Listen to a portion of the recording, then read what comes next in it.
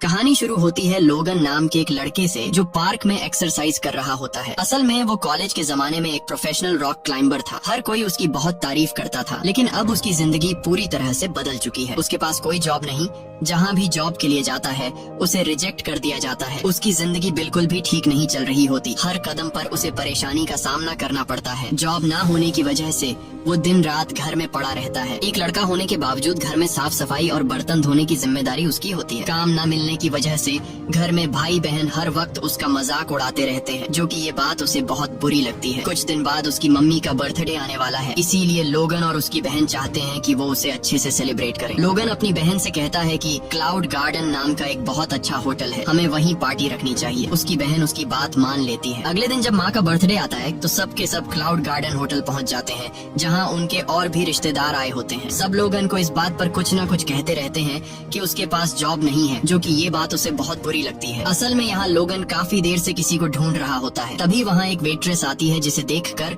लोगन बहुत खुश हो जाता है। उस वेट्रेस का नाम यूवी होता है, जो कभी लोगन के साथ कॉलेज में उसी की क्लास में पढ़ा करती थी। वो भी लोगन की तरह एक रॉक क्लाइंबर है, लेकिन पिछले 5 साल से उन दोनों ने एक दूसरे से बात नहीं की। लोगन यूवी को बहुत पसंद करता है और यही वजह थी कि उसने अपनी बहन को सजेस्ट किया था कि पार्टी इसी होटल में रखें, क्योंकि उसे पहले से पता था कि यूवी यहाँ जॉब करती है। अब वो यूवी को देखकर मुस्कुराता है, क्योंकि काफी देर से वो सिर्फ उसी को ढूंढ रहा था। यूवी उसे देखकर हैरान हो जाती है। ये दोनों बाहर बात करने जाते हैं, जहाँ बातों ही बातों में यूवी उससे पूछती है कि आजकल तुम क्या जॉब कर रहे हो। लोगन झूठ बोल देता है कि वो एक बड़ी कंपनी में मैनेजर है। असल में वो यूवी को सच नहीं बताना चाहता कि उसके पास कोई काम नहीं। तभी यूवी का बॉस उसे बुलाता है, जो हमेशा यूवी के साथ फ्लर्ट करता है, और यूवी अपने बॉस से बहुत परेशान थी, लेकिन वो मजबूर थी क्योंकि ये होटल उसके फादर का है। इसलिए वो उसके किसी भी ऑर्डर से इनकार नहीं कर सकती थी, क्योंकि अगर वो उसकी बात नहीं मानती तो वो उसे काम से निकाल देता। अब अगले सीन में शहर के बीचों बीच एक ट्रक को रुकते हुए दिखाया जाता है, जिसमें से एक आदमी निकलकर उसका वॉल खोल देता है, जिसके अंदर से जहरीली गैस बाहर निकलती है और धीरे धीरे पूरे शहर में फैलना शुरू हो जाती है। ये गैस बहुत जहरीली होती है।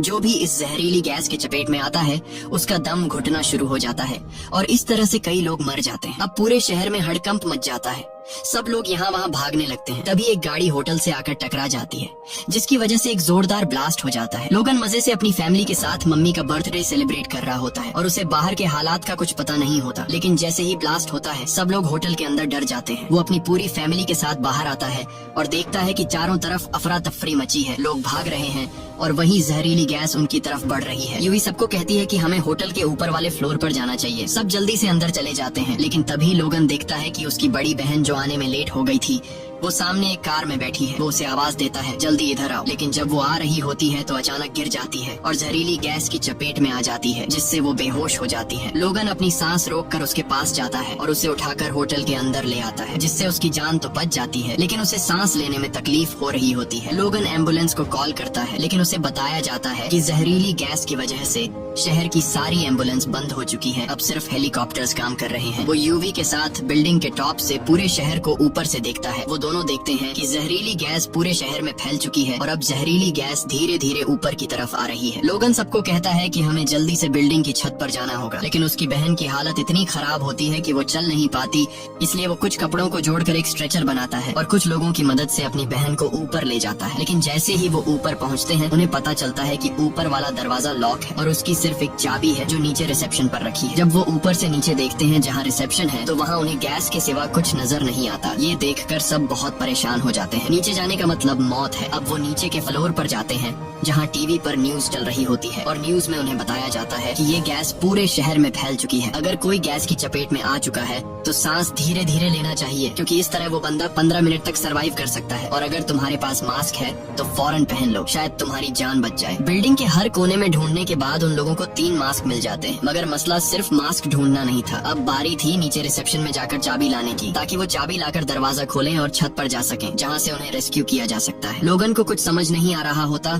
वो किसी तरह से कोई दूसरा रास्ता ढूंढना चाहता था। तभी वो देखता है सामने एक और बिल्डिंग है। वो सोचता है कि किसी न किसी तरह वो सामने वाली बिल्डिंग पर जाएगा और वहाँ से अपनी बिल्डिंग की ऊपर जाकर दरवाजा बाहर से खोलेगा, क्योंकि वो वाला दरवाजा बाहर से भी खोला जा सकता है। अब जो सामने एक शीशे की खिड़की होती है, लोगन पत्थर से उसे तोड़ देता है, फिर अपने शरीर पर रस्सी बांध लेता है। अब उसका प्लान था रस्सी की मदद से सामने वाली बिल्डिंग पर जाना। वो इस काम में पहले से प्रोफेशनल था, क्योंकि कॉलेज के दिनों में ये बंदा टॉप का रॉक क्लाइंबर रह चुका होता है। लोगन को ऐसा करते देख उसके पेरेंट्स उसे मना करते हैं, मगर लोगन पीछे नहीं हटता क्योंकि उसे पता है कि ये लोग बचेंगे तो बस इसी तरीके से। अब वो एक बिल्डिंग से दूसरी बिल्डिंग की तरफ लंबा जंप मारता है। उसकी किस्मत अच्छी होती है कि वो सामने की पाइप को पकड़ लेता है। रस्सी का दूसरा सिरा बांधकर बिल्डिंग के डिजाइन को पकड़ के ऊपर चढ़ना शुरू कर देता है। उधर उसका कजन भी होता है जो पहले उसे जॉब ना मिलने की वजह से ताने दिया करता था। अब वो ये सब देखकर हैरान रह जाता है और फौरन मोबाइल से लाइव स्ट्रीम शुरू कर देता है। लोगन ऊपर की तरफ जा रहा होता है तो रस्सी की लिमिट खत्म हो जाती है। अब लोगन अपने शरीर से रस्सी खोल देता है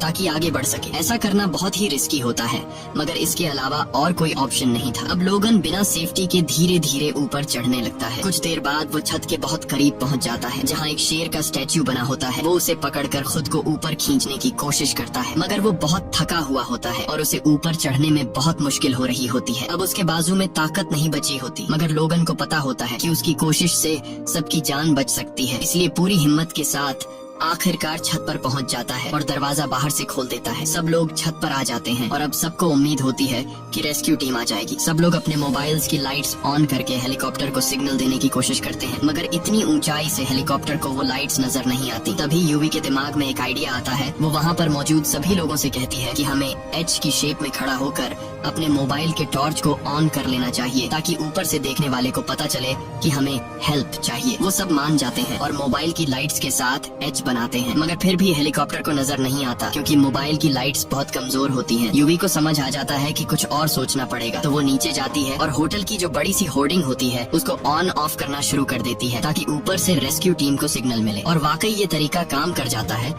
हेलीकॉप्टर का पायलट ऊपर से देख लेता है कि नीचे होटल की छत पर कुछ लोग फंसे हुए हैं, जिसके बाद हेलीकॉप्टर सीधा होटल की छत पर पहुंच जाता है। सब लोग खुश हो जाते हैं और एक सेफ्टी प्लेटफॉर्म नीचे उतारा जाता है। सब एक एक करके उसमें चढ़ने लगते हैं। जब लोगन और यूवी की बारी आती है तो प्लेटफॉर्म ओवरलोड हो जाता है और उन दोनों से कहा जाता है कि तुम्हें यहाँ इंतजार करना होगा अगले राउंड के लिए। अब वो दोनों वहीं पर रह जाते हैं। हेलीकॉप्टर बाकी सबको लेकर चला जाता है। अब लोगन और यूवी छत पर ही फंसे हुए होते हैं और हेलीकॉप्टर के वापस आने का इंतजार करते हैं, मगर जब वो छत से नीचे की तरफ देखते हैं तो उन्हें पता चलता है कि अब गैस ऊपर की तरफ बढ़ रही है, इसीलिए वो दोनों ज्यादा देर तक यहाँ रुक नहीं सकते। जिसके बाद जो मास्क उनके पास होते हैं वो पहन लेते हैं, पूरी बॉडी कवर कर लेते हैं क्योंकि वो गैस इतनी जहरीली होती है कि स्किन पर भी असर डालती है। और जितनी रस्सी वगैरह है सब अपने बैग में डाल लेते हैं। अब ये दोनों होटल से निकल के नीचे रोड पर आ जाते हैं। इधर उधर भागते हैं, चारों तरफ बस जहरीली गैस होती है। फिर वो एक और बिल्डिंग की छत पर चढ़ते हैं, मगर गैस वहाँ भी पहुँच चुकी होती है। अब उन्हें इससे भी ऊंची बिल्डिंग पर जाना पड़ेगा, तो वो दोनों एक नई बिल्डिंग में जा पहुँचते हैं।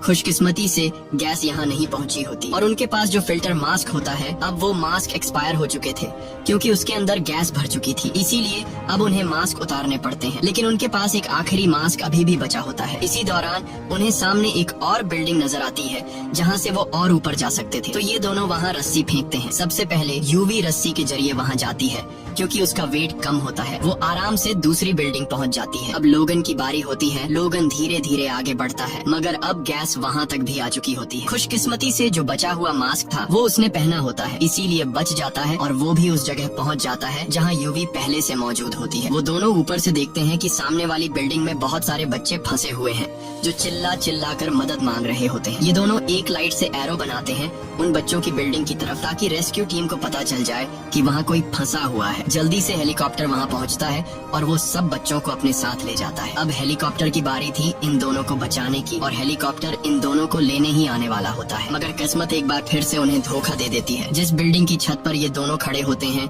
उसके नीचे एक बड़ा गैस स्टेशन होता है जहाँ जोर का धमाका हो जाता है, जिससे गैस और तेजी से ऊपर की तरफ आने लगती है। ये दोनों देखते हैं कि सामने एक बड़ा सा टावर है। अब उन्हें फौरन वहाँ पहुँचना होगा अपनी जान बचाने के लिए, मगर ये कोई आसान काम नहीं होता। फिर भी वो दोनों कोशिश करते हैं और दौड़ते हुए आगे बढ़ते चले जाते हैं। एक जगह पहुंचकर उन्हें अंदाजा होता है कि आगे बढ़ना अब मुमकिन नहीं, अब तो उनकी मौत पक्की है। दोनों एक दूसरे को गले लगा लेते हैं क्योंकि दिल ही दिल में वो एक दूसरे को बहुत पसंद करते थे, मगर कभी एक दूसरे को बताया नहीं। उधर एक ड्रोन उन्हें शूट कर रहा होता है जिसकी वजह से पूरा शहर ये सब कुछ देख रहा होता है। इसके बाद और भी ड्रोन वहाँ आ जाते हैं जो उनकी मदद करने आए होते हैं। दोनों को एक बार फिर से जिंदा रहने की उम्मीद मिल जाती है। ये दोनों ड्रोन की मदद से रस्सी एक दूसरी बिल्डिंग में फंसा देते हैं और उस रस्सी से दूसरी बिल्डिंग लाइन पर जाने की कोशिश करते हैं, मगर जब ये दोनों रस्सी के बीच में पहुंचते हैं तो वहाँ फंस जाते हैं। अब न आगे जा सकते हैं और न ही पीछे, और गैस भी ऊपर तेजी से आ रही होती है। जो रस्सी दूसरी तरफ बंधी होती है वो भी ढीली होने लगती है, इसलिए एक रस्सी को काटना पड़ता है। मगर जैसे ही एक रस्सी कटी तो दूसरी रस्सी भी अपनी जगह से हट जाती है और दोनों के दोनों नीचे गिर जाते हैं। पूरा शहर अपने मोबाइल पर यह मंजर देखता है। सबके सब बहुत दुखी होते हैं क्योंकि इन दोनों ने बहुत बहादुरी से कई लोगों की जानें बचाई। रेस्क्यू हेलीकॉप्टर उनके करीब आ ही रहा होता है, मगर उससे पहले वो दोनों नीचे गिर चुके होते हैं। हेलीकॉप्टर वापस जाने लगता है, मगर फिर रेस्क्यू टीम को पता चलता है कि टावर पर कोई लटका हुआ है, और जैसे ही हेलीकॉप्टर उनके करीब जाता है तो पता चलता है कि ये कोई और नहीं बल्कि लोगन और यूवी हैं